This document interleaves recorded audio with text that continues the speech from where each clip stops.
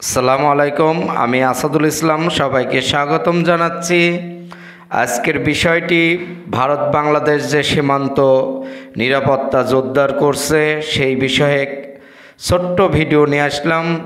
আজকের বিষয়টি আমাকে অনেকেই বলতেছে যে ভাইয়া কোনো দালাল চক্রের মাধ্যমে কি ইন্ডিয়াতে যাওয়া যায় এই মুহূর্তে। আমি মনে করি যে না, এই ভুলটা কখনোই করবেন না।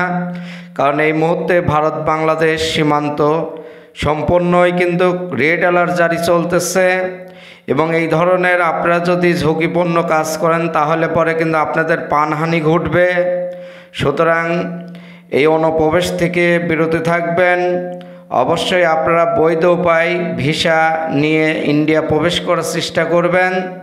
সুতরাং এই মুহূর্তে ভারত বাংলাদেশ সীমান্ত কিন্তু অনেকেই অতিক্রম করে বসে মারাও গেছে এবং অনেকেই আটক হয়েছে এবং জেলে আছে।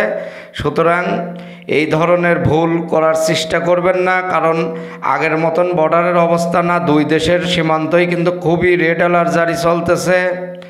সুতরাং আপনারা অনুপ্রবেশ থেকে বিরত থাকবেন। অবশ্যই ভারত বাংলাদেশ যখন ভিসা সার্ভিস চালু হবে তখন যাওয়ার চেষ্টা করবেন। আসসালামু আলাইকুম।